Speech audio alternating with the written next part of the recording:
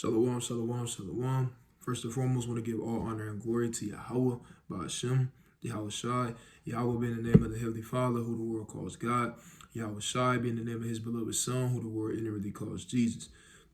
This is the brother Yair Radad, the WFI Indiana camp, coming at y'all with a quick cold cut through the spirit on just staying in the spirit in these last days, right? Whether that be through all the stuff that's going on throughout the earth right now, whether that be work, home, family, friends, going out throughout your day-to-day life, doing whatever you got to do, whatever the case may be. You want to make sure that you stand in the spirit as much as possible in these last days. You know, sometimes you might get out the spirit, but you want to be in the spirit more than you out. And if you can, right, to the best of your ability, always be in the spirit. Right? These are the times that we living in, man. It's a lot of stuff going on, a lot of prophecy coming to pass. The days are shorter. Time is moving by faster. Prophecies is unfolding. Right? You got uprisings and uproars of the people. Truth is spreading throughout the four corners of the earth. That target is starting to draw that target on the backs, right, of the Israelites, man, and the real Israelites. All right, in these last days. So you want to make sure you stand in the spirit as much as possible in these last days, right? So we're going to hop right into it. All right, we ain't going to waste no time, right? This is the book of Galatians chapter 5 and verse 16.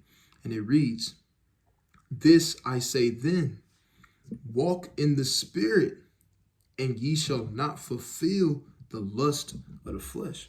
Right? So if you walking in the spirit of the Lord, right, you keeping these laws, statutes, and commandments to the best of your ability, right? You keeping the faith, right? You meditating upon the law, statutes, and commandments, meditating upon the precepts, meditating upon different accounts in the scriptures that's applicable to whatever you may be going through. Hey, that's how you walk in the spirit in these last days, man. All right, that's what it is. You understand? When you walking in the spirit, you won't fulfill the lust of the flesh. All right, when you in the spirit of our righteous forefathers and righteous foremothers, hey, you're not gonna do the things of the world. All right, you're not gonna fall victim to adultery, fornication, madness, folly, vanity, whatever the case it may be. Why? Because you're in the spirit. Okay, reading on, it says, "For the flesh lusteth against the spirit, and the spirit against the flesh, and these are contrary the one to the other, so that ye cannot do the things that you would." Why? Because it's an ongoing war. What's that war? The war between the flesh and the spirit, man. Yeah, the spirit and the flesh. Always, every day, going up against each other. Right? Because your spirit want to do the things that's pleasing in the sight of the Lord. Your spirit want to read. Your spirit want to pray. All right? Your spirit want to fast to get these unclean and wicked spirits away from it, man. Your spirit want to meditate on the law of the Lord. But see, your flesh, guess what? Your flesh want to play 2K all day, from sun up to sundown. Right? Your flesh want to go out to eat when you know you set yourself to fast that particular day.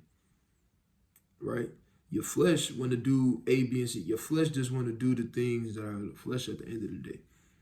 Your flesh don't want to magnify the spirit. Your flesh want to beat that spirit down into submission, man.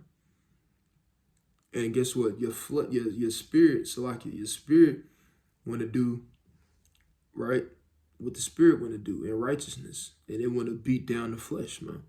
So this is an ongoing war that's going on between the spirit and the flesh, man.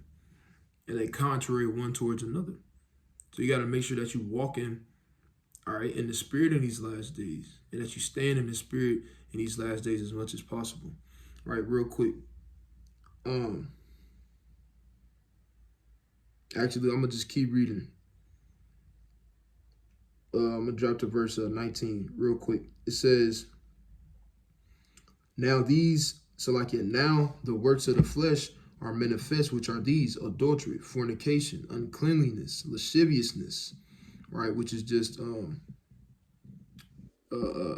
basically lust, lasciviousness, concupiscence, right? It says idolatry, witchcraft, hatred, variance, emulations, wrath, strife, seditions, heresies, envyings, murders, drunkenness, revilings, and such alike, of the which I tell you before, as I have also told you in times past, that they which do such things shall not inherit the kingdom of God. So you got to understand, you want to stay away from these different things. You want to stay away from these listed things. You want to stay away from anything that goes into breaking the law, statutes, and commandments, or things that are not expedient. All right, you want to just stay in the spirit as much as possible. So let's go and let's keep reading on. It says, but the fruit of the spirit is love, joy, peace, long-suffering, gentleness, goodness, faith, meekness, temperance. Against such there is no law. Right? So those are the things that you want to be walking in these last days. All beautiful traits to have. Okay? So real quick, let's go to this next chapter. Let's go to chapter 6 and verse 8. Going in on the same topic, right? It's the book of Galatians, chapter 6 and verse 8, and it reads like it.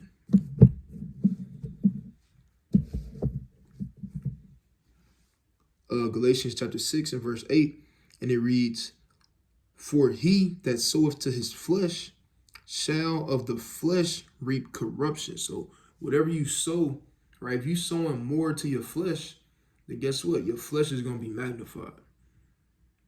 Right? Your flesh want to do what the flesh want to do. Your flesh want to dabble into adultery, fornication, not fasting, not praying, right? And sleeping instead of waking up and reading. Or binge watching Netflix instead of reading and studying. Right? Staying on the phone longer, right, with your cousin, and y'all not doing nothing but talking about folly and vanity instead of praying. All right? And the list continues to go on. All right? Those are the things that the flesh want to do. So when you sow into your flesh, right, not fasting, or you always make an excuse of why you can't fast, or you pick a day to fast, but then you don't do it because you put something over that. Okay? Those things, guess what? You just magnifying your flesh at the end of the day. You sowing to your flesh. And your flesh loves when you sow to it. Flesh loves when it gets fed. Right? It loves it.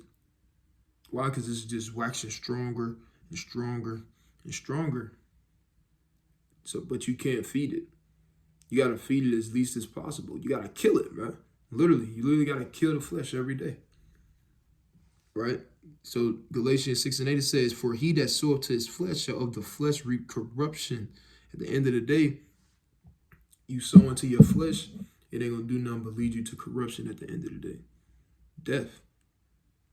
All right, it says, but he that soweth to the spirit shall of the spirit reap life everlasting. So when you sow to your spirit, what are you sowing to your spirit?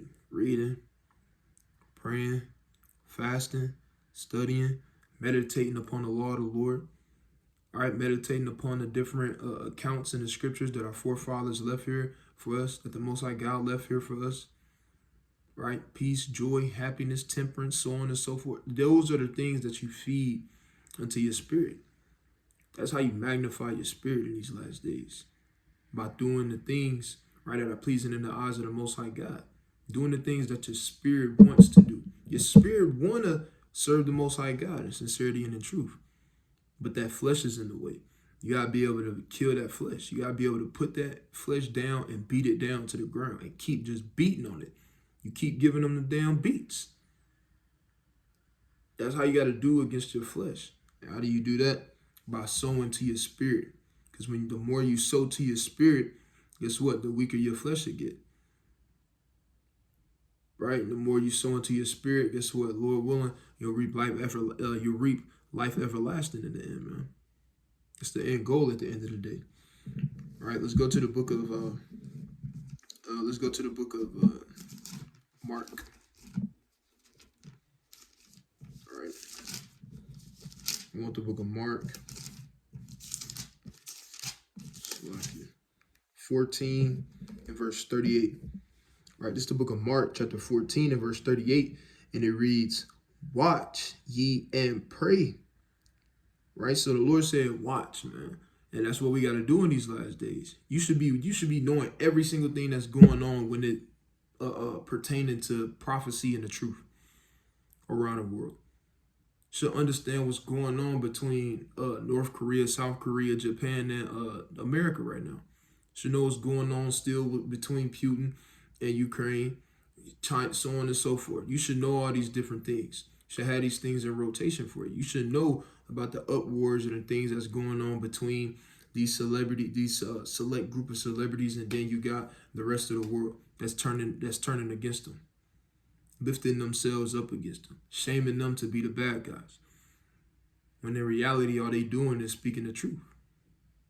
You should understand all these different things. You should understand and know that, hey, these things have to happen. You got to understand and be able to know and watch that, okay, look, that means we that much closer. For what? Like it tell you in the book of Matthew chapter 24. Hey, and ye shall be, Matthew 24, and I believe that's verse 9, ye shall be hated of all men for my name's sake. You got to understand that these are the things that have to come to pass, when it comes to prophecy. And when it does, that's just us getting that much more closer into the end. That much more closer to Jacob's trouble. That much more closer, right? World War III, that much more closer to what? Hey, the Lord coming back. All right, so it said, watch ye. Right, so you got to watch. And it says, and pray. You got to make sure you praying in these last days, man. Praying without ceasing. Repenting. Right, it says, watch ye and pray, lest ye enter into temptation. The spirit truly is ready, but the flesh is weak. The flesh is weak. Right? The spirit is ready. The spirit want to magnify the name of the Lord. The spirit want to do things pleasing in the sight of the Lord. The spirit want to keep the high holy days, want to keep the Shabbat, want to keep the law, statutes, and commandments, want to have faith, right? Want to read, want to pray without ceasing, want to study, want to continue to get built up. But guess what? Your flesh, it want to do its own thing, right? Flesh is rogue. So you got to watch, pray, right? That you don't, so that you don't enter into temptation, man. And understand that it's a battle. It's multiple wars going on right now. The only war that's going on is not the war in over there between Ukraine and Russia. Right? You got that going on. You got a plethora of other different things going on, war-wise, and things that's brewing up. But you also got spiritual war. All right, real quick, let's go to the book of Ephesians. All right, this is the book of Ephesians, chapter 6. It's the book of Ephesians, chapter 6. And I'm going to start at verse 11. Right, it says, put on the whole armor of God, that ye may be able to stand against the wiles of the devil. So you got to make sure you got on the armor of the Lord, man. Because if you don't, you're going to get exposed. In battle, if you haven't been training in battle, or if you don't have the armor on, right, and you get hit, you're not going to be protected. Right? Your parts, your vital parts will be exposed. All right? Your head will be exposed. Okay, it says, put on the whole armor of God, that ye may be able to stand against the wiles of the devil. For we wrestle not against flesh and blood, but against principalities, against powers, against the rulers of darkness of this world, against spiritual wickedness in high places. So that's not the only war going on, man. The only war going on is not only just between Ukraine and Russia, or China and Taiwan, or between North Korea, because they shooting off these missiles, and then Japan, South Korea, and America. Them not the only wars that's going on, or only wars that's brewing up. Hey, you got a war, right, between the flesh and the spirit. And then you got spiritual war against wickedness in high places, man. against principalities, rulers of this world. All right. It says, I'm going to read that one more time. Verse 12 it says, for we wrestle not against flesh and blood, but against principalities, against powers, and against the rulers of the darkness of this world, against spiritual wickedness in high places, man. So that's what we ultimately warn against as well, man, along with a multitude of other different things. So you got to understand that it's important to stay in the spirit as much as possible, because the more that you're not in the spirit, guess what? The more your flesh is growing. The stronger your flesh getting, you're going to find that it's harder and harder and harder to be able to do certain things that you used to love doing, and it was easy to do. It used to be easy to read 10 chapters for you. It used to be easy to pray 7 times a day for you.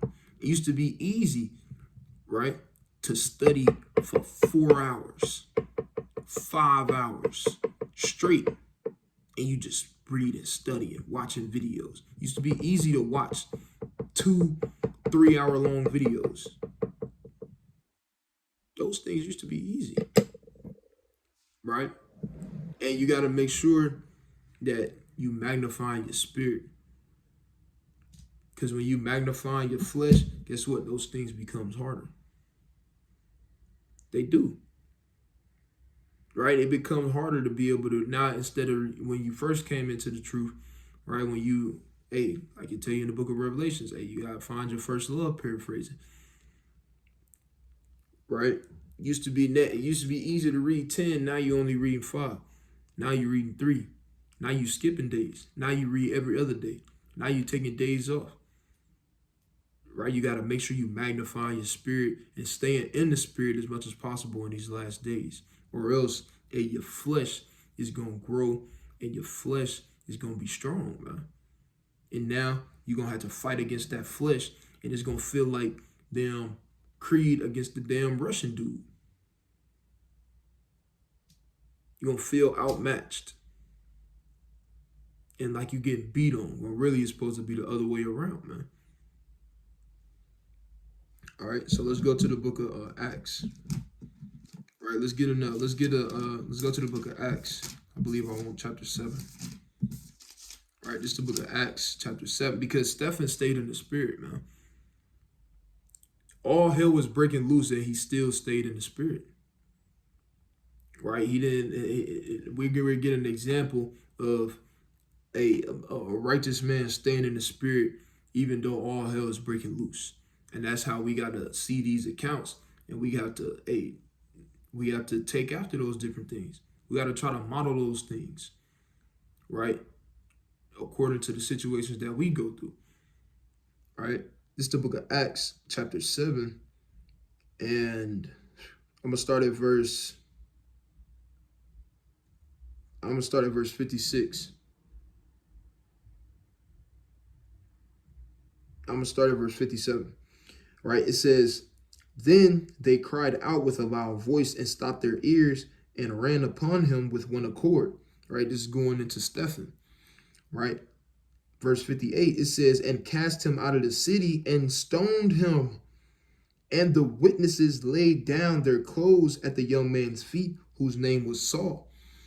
And they stoned Stephen, calling upon God and saying, Lord Yahushua, receive my spirit. In the middle of why this man is getting stoned and beat, calling upon the name of the Lord, man.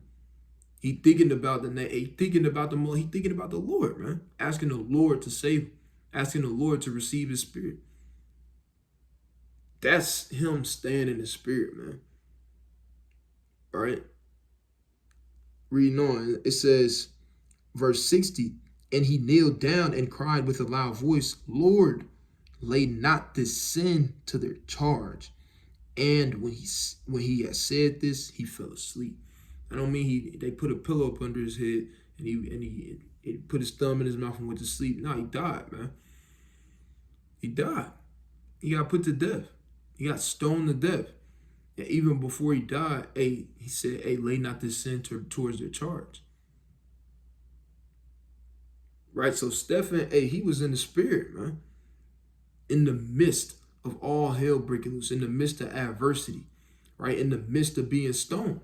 All those stones that was being thrown at him, right? You gotta look at that like, hey, man, that's your boss at your job getting on you.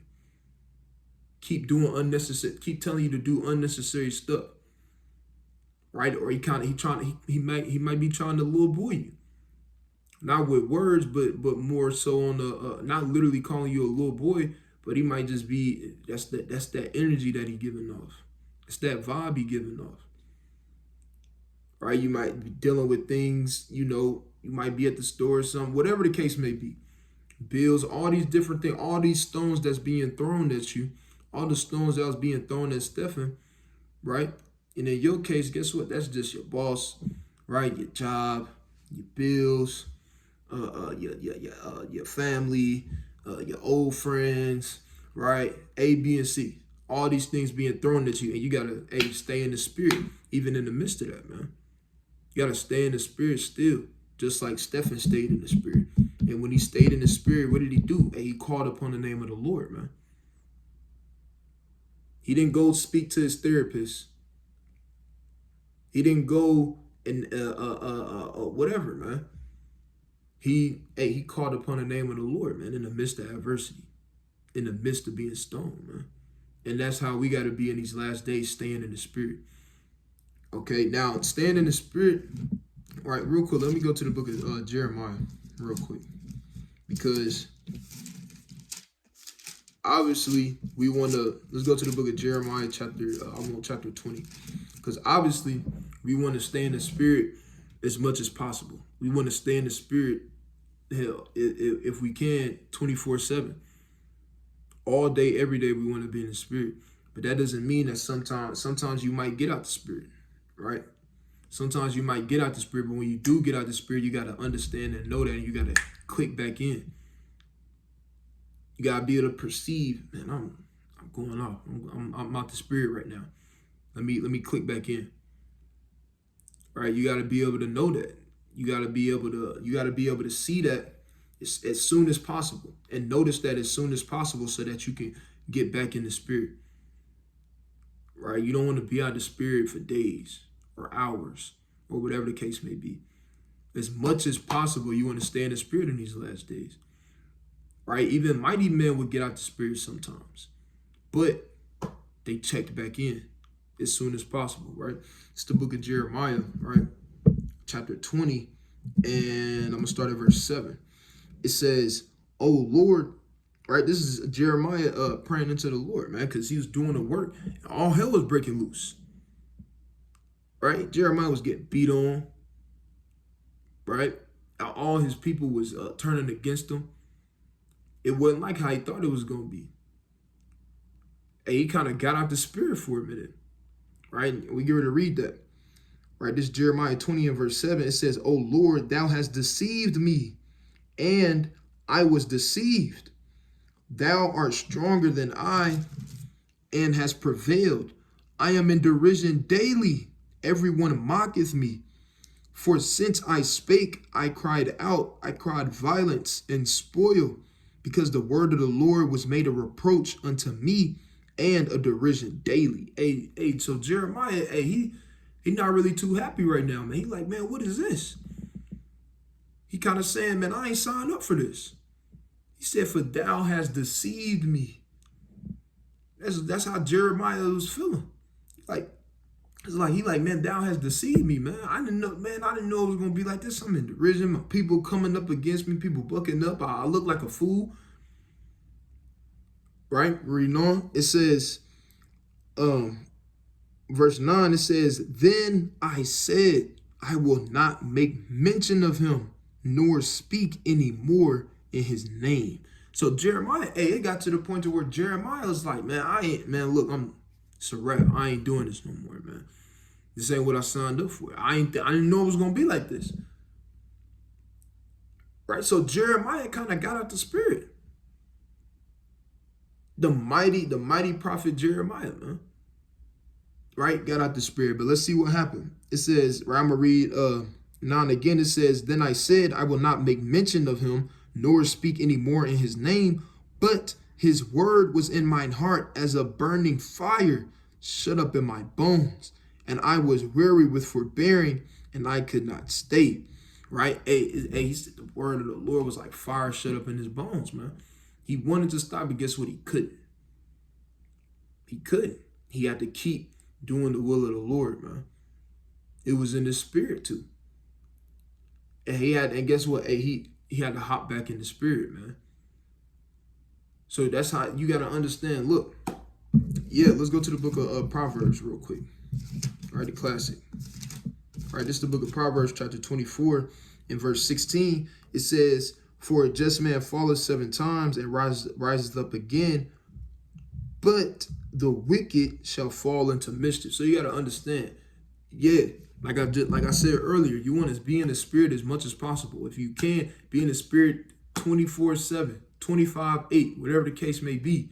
But you got to realize and understand that, hey, in these fleshly bodies, you're going to fall as well. No, you're going to get out the spirit from time to time, but you want to be in the spirit more than you out the spirit.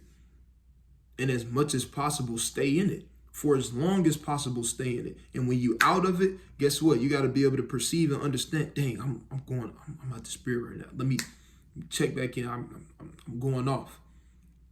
Right? You got to hop back in that thing and continue to push forward, continue to go, continue to endure in this thing. All right?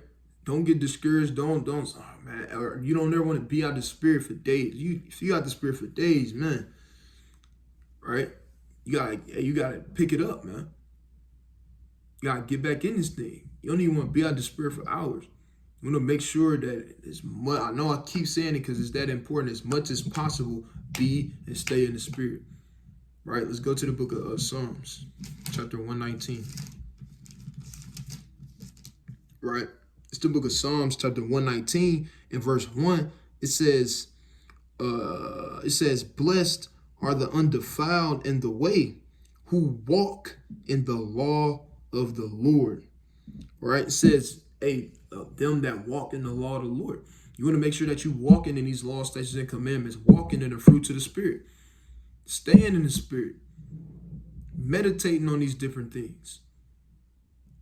All right? If you meditating on the law, right? You meditate on the book of Deuteronomy, or you meditate on the book of Exodus, Leviticus, Numbers, whatever the case may be, you meditate on the book of Jeremiah, Isaiah, meditating on the Gospels, meditating on the epistle. If you're doing those different things and you come faced with a certain situation, and that's it, and you, the old you, right, or you, if you're not, meditating in the law, statutes, and commandments, meditating on the scriptures and the precepts, that old you, or the one that wouldn't be meditating in the scriptures, probably would have got out the spirit. But the one that's meditating on the scriptures, guess what? You'll know how to, you know what? Yeah, it's all good. I know how to handle this. Because David handled that this way. Right? Solomon handled that this way. Right? Paul, he went about it like this, and it was in righteousness. Right? Yahweh, he handled this situation like this. Right? That's you staying in the spirit. When these things come to mind, you recalling these different acts that our forefathers and foremothers did. It's what the scriptures is for at the end of the day. Right? So it says, "Blessed are the undefiled in the way, who walk in the law of the Lord. Blessed are they that keep his testimonies and that seek him with the whole heart." Right? Let's go to the book. Psalms, another classic. 1 and verse 2. Right? It says, "But his delight is in the law of the Lord, and in his law doeth he meditate day and night." So you need to make sure you meditating day and night in the law of the Lord. Right? You meditating on how to cut certain doctrines. Meditating on, oh man, this precept link up with this precept. Right? Then you open up your Bible real quick. Right? You like, man, I knew that other precept. That's 3 precepts that link up together. Now you just meditating on the law of the Lord, man. meditating upon the precepts, or you meditating upon certain accounts. Like, man, Judas was mighty when they was going into war. It's like you watching a movie in your head.